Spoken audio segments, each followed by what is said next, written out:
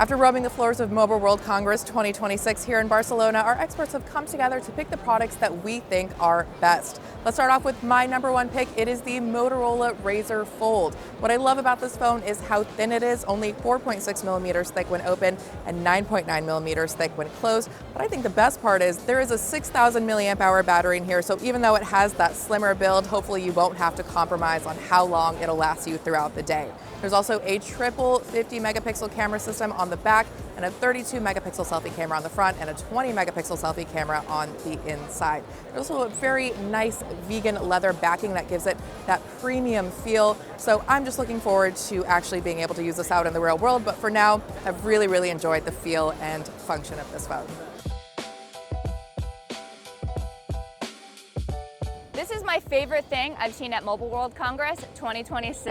This is the Qwen Smart Glasses S1 from China's Alibaba. We have seen no less than 5 pairs of smart glasses with waveguide displays in the lenses here at the show.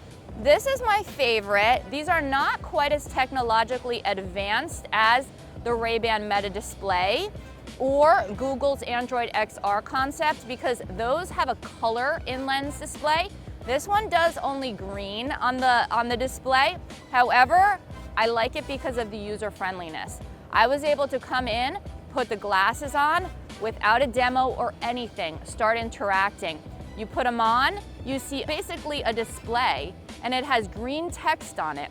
You can do navigation, you can do translations, you can take photos. It's amazing. I just met Honor's robot phone and it told me that it liked my hair and that my outfit is weather appropriate for today. It also does a bunch of other cool things, so let's go check it out. So Honor's robot phone is simply just called Robot Phone, and it's one of the most exciting new phones that we've seen in a long time because it's the first phone that actually integrates robotics into its body. The target audience for this phone is probably content creators who use a device like a DJI Osmo to film themselves. So I think what sets the robot phone apart from the Osmo is obviously that you have to carry 2 devices if you've got an Osmo, whereas here you have the camera integrated right into the phone. I think what really excites me about this phone is that so far when we've seen AI integrated into smartphones, it's been a software solution, whereas this time we're actually seeing physical AI change the body of the phone. The Honor robot phone is one of the most exciting phones I've seen at Mobile World Congress in many years. You can check out my full story on CNET.com.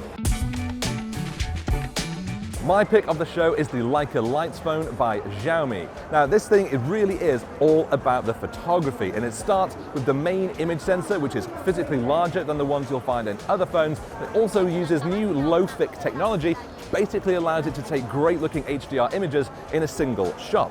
It's also the first phone we've seen that has got actual movable lens elements for the telephoto zoom. But one of the coolest things about this for photographers is the ring on the outside of the camera. This thing actually turns and it allows you to actually change settings while you're taking photos, things like the zoom level or the exposure compensation. You can even use it for manual focus, just like you would if you were using one of Leica's real cameras. Then it's also got a bunch of Leica color profiles built in, and I love using those. I'm a Leica shooter myself, and I've been amazed at how close this thing can come to the results that I get from my actual camera. But it's not just about the photography. This thing also packs Qualcomm's latest Snapdragon processor, so it is incredibly powerful, great for gaming, great for everyday Instagramming, and its battery life is pretty good as well. You should easily be able to get a full day of use from it.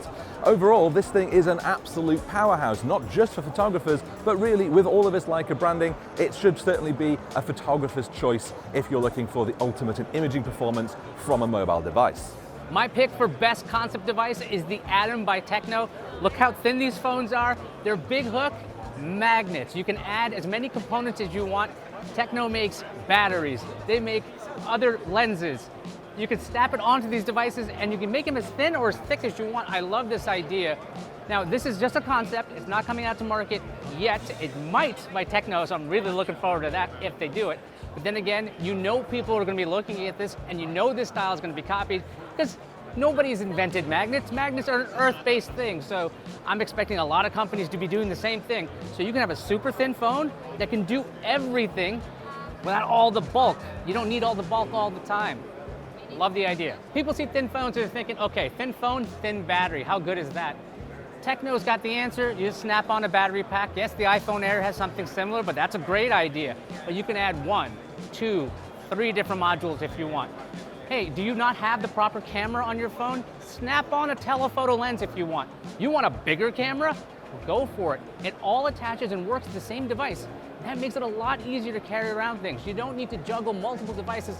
Everything works with the Techno Atom. What Techno's done is they've basically taken away all of the limitations of a super thin phone just with magnets. Brilliant idea.